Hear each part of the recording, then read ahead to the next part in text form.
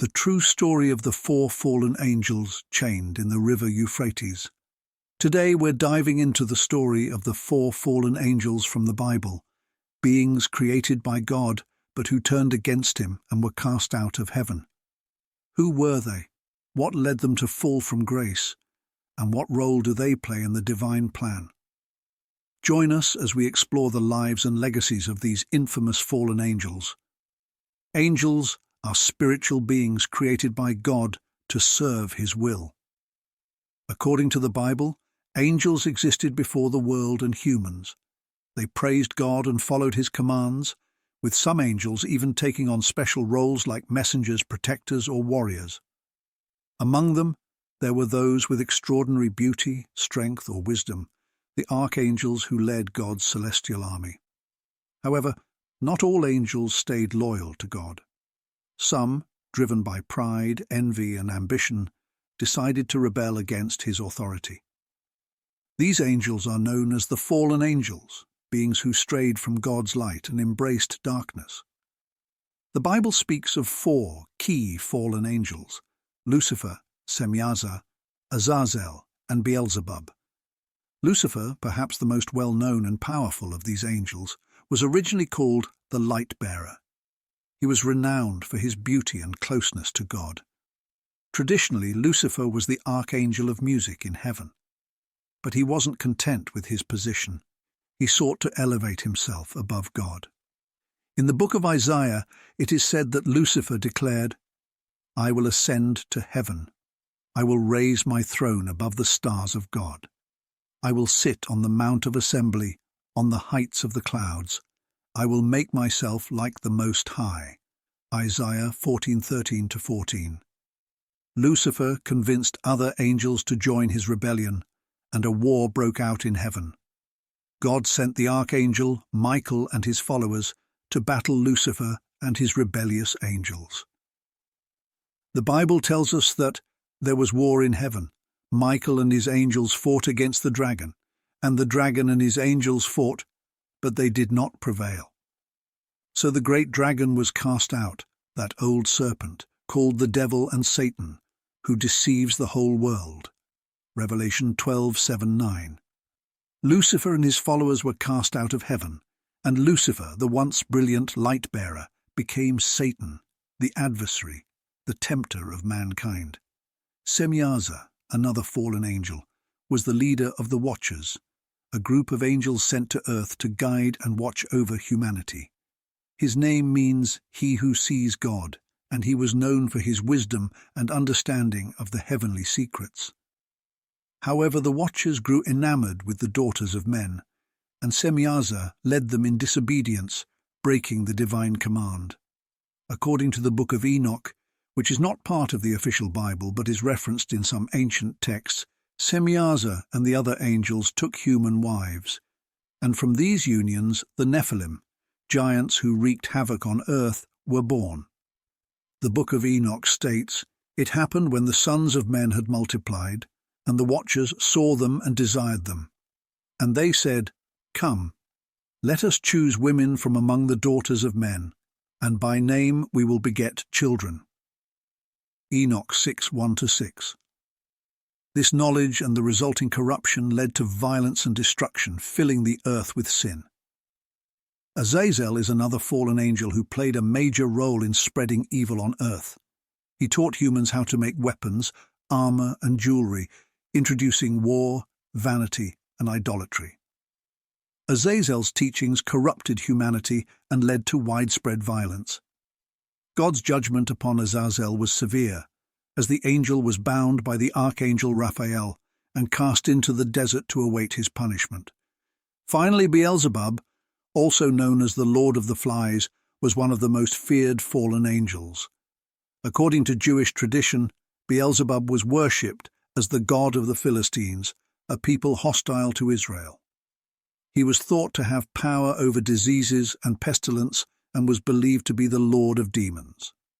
In the New Testament, Beelzebub is associated with Satan, as the Pharisees accused Jesus of casting out demons by Beelzebub's power. But Jesus refutes this accusation, declaring, "Every kingdom divided against itself is laid waste, And if I cast out demons by Beelzebub, by whom do your sons cast them out? Matthew 12:22-28. These four fallen angels, Lucifer, Semyaza, Azazel, and Beelzebub, represent the forces of darkness that rebelled against God and sought to lead humanity astray. But their story doesn't end with their rebellion. The Bible assures us that these fallen angels, along with all evil, will eventually be defeated. As Revelation 21:3 says, I saw an angel come down from heaven, having the key to the bottomless pit and a great chain in his hand, and cast him into the bottomless pit, and shut him up, and set a seal upon him, so that he should deceive the nations no more. The fallen angels, with their pride and defiance, play a pivotal role in the spiritual battles of the Bible. But ultimately, God's victory is assured. These angels, once radiant in glory, are destined for eternal defeat and punishment. Today, we're diving into the fascinating and dramatic tale of the fallen angels and their impact on the world. The earth, once full of peace, became a battleground for beasts, reptiles, and fish that devoured each other's flesh and drank each other's blood. The planet itself became a witness to the violence and bloodshed caused by both humanity and the rebellious angels, accusing them of corruption and wickedness. Enoch 7:3-6. God, seeing the devastation caused by the wickedness of both men and fallen angels, regretted creating them and decided to send a great flood to cleanse the earth. The flood would destroy all life, except for Noah and his family, who remained faithful to God. Meanwhile, God also cast down Semyaza and the Watchers, chaining them in the abyss, a place of torment and darkness where they await final judgment. The book of Enoch tells us that, in the midst of this judgment, God sent Uriel to warn Noah. Go to Noah and tell him in my name hide, and reveal to him the end that is approaching. All the earth will perish, and the floodwaters will come upon all the earth to destroy everything in it. Enoch 10:1-14. At the same time, God sent Raphael to punish Semyaza and the Watchers, binding them in the depths of the earth, where they would remain until the final day of judgment. He also decreed that the earth, once corrupted by the angels, would be healed, and that the flood would not wipe out all of humanity, as Noah's seed would continue to grow. But the punishment didn't stop with the flood. Semyaza and his fellow fallen angels were bound for 70 generations beneath the earth, awaiting their final judgment and the ultimate destruction in the fire of eternal punishment. Their children, the Nephilim, giants born of human women, were destroyed in the flood, though some survivors became evil spirits roaming the earth, seeking to corrupt and possess the living. Semyaza embodies the dangers of perverted wisdom, unrestrained lust, and defiant rebellion. His actions led to the corruption of humanity, teaching them forbidden knowledge that resulted in violence, perversion, and destruction.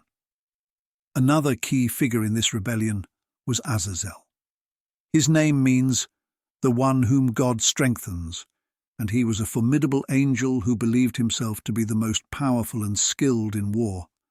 Azazel stood out among the Watchers by teaching humanity how to craft weapons, armor, and shields, introducing violence and warfare to the world. He also corrupted women by teaching them the art of beautification, using jewelry and cosmetics, which led to vanity and idolatry spreading across the earth. The book of Enoch describes Azazel's teaching, stating, Azazel taught men to make swords, knives, shields, and breastplates. There was much wickedness, and customs were corrupted. Enoch 8:1-3. For his part in spreading evil, Azazel too was punished by God. The archangel Raphael was sent to bind Azazel and cast him into the desert, where he would remain in darkness until the final judgment. The book of Enoch tells us, the Lord said to Raphael, Go, bind Azazel hand and foot, cast him into darkness, and let him stay there forever. Cover his face so he does not see the light, and on the great day of judgment he shall be cast into the fire. Enoch 10:4-6. Azazel also appears in the Bible, particularly in the ritual of the Day of Atonement described in Leviticus. On this day, the high priest would take 2 goats, casting lots to choose one for the Lord and the other for Azazel. The goat for Azazel would be sent into the wilderness, symbolically carrying the sins of the people away. This ritual represented the idea of cleansing the community of its wrongdoings and casting those sins away to the realm of Azazel, where they would remain. These fallen angels, Semyaza, Azazel, and others, play key roles in the spiritual battles described in ancient texts. They introduce corruption and chaos into the world, but their story also serves as a warning of the consequences of rebellion against divine order. Their actions and punishments remind us of the importance of wisdom, humility, and faithfulness to God. In the ritual described in Leviticus, 2 goats were presented before the Lord at the entrance to the tabernacle. Aaron cast lots to determine which goat would be for the Lord and which would be for Azazel. The goat chosen for the Lord was sacrificed as a sin offering, while the one chosen for Azazel was kept alive and sent into the wilderness, symbolically carrying away the sins of the people. Leviticus 16:7-10. This act represented both atonement for the sins of God's people and the separation of the holy from the profane, God from Azazel.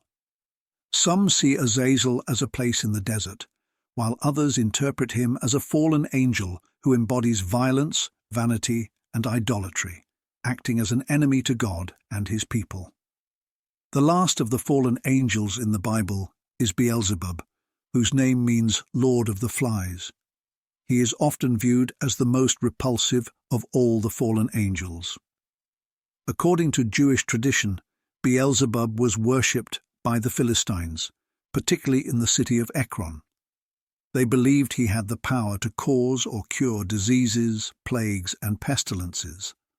The Bible recounts a time when the Philistines captured the Ark of the Covenant and placed it in the temple of their god, Dagon. But soon they experienced devastating consequences. As described in 1 Samuel, "The hand of the Lord was hard upon us and upon our god Dagon, leading to sickness and tumors among the people. The ark was moved to different cities, but wherever it went, disaster followed. Ultimately, the Philistines sent the ark back to Israel, offering gold as a guilt offering, though God did not accept their offerings and continued to send plagues upon them. 1 Samuel 5:6-9, 6:2-6. Beelzebub's influence also extends into the New Testament, where he is linked with the devil and Satan. The Pharisees accused Jesus of casting out demons by the power of Beelzebub, the prince of demons. But Jesus refuted this claim, explaining that he cast out demons through the Spirit of God. As the Bible recounts, Jesus healed a demon-possessed man who was blind and mute, demonstrating his divine power and authority. Matthew 12:22-28. In these stories, Beelzebub represents the forces of darkness and evil, an embodiment of everything that stands against God's will. His story serves as a reminder of the battle between good and evil and the constant struggle to overcome corruption and wickedness. The crowds were amazed and asked, "Could this be the son of David?" But when the Pharisees heard this, they dismissed it, claiming, "This man only casts out demons by Beelzebub, the prince of demons." Jesus, knowing their thoughts, responded, "A kingdom divided against itself is doomed to fail, and a city or house divided cannot stand. If Satan is casting out Satan, he is fighting against himself. How can his kingdom survive? And if I cast out demons by Beelzebub, by whom do your own sons cast them out? They will be your judges. But if I cast out demons by the Spirit of God, then the kingdom of God has come upon you." Matthew 12:22-28. In this passage, Beelzebub represents the force of disease, impurity, and idolatry. He is the Lord of the Flies and the Prince of Demons. These 4 fallen angels, Lucifer, Semyaza, Azazel, and Beelzebub, once served God but rebelled and were cast out of heaven. Lucifer, the light-bearer, became Satan, the adversary. Semyaza, the one who sees God, led the watchers in defiance of God's commands. Azazel, the one whom God strengthens, became the bringer of pestilence, and Beelzebub, the lord of the flies, became the prince of demons. Together, they are the enemies of God and the source of much evil in the world. Yet, despite their apparent power, their defeat is inevitable. The Bible promises that these fallen angels will not have the last word. Instead, they are destined for ultimate judgment. As Revelation tells us, "I saw an angel come down from heaven, holding the key to the bottomless pit and a great chain. He seized the dragon, that ancient serpent who is the devil and Satan, and bound him for 1,000 years. He threw him into the bottomless pit, locked it, and sealed it over him." Revelation 21-3. The victory over evil is assured, and God's eternal plan will triumph.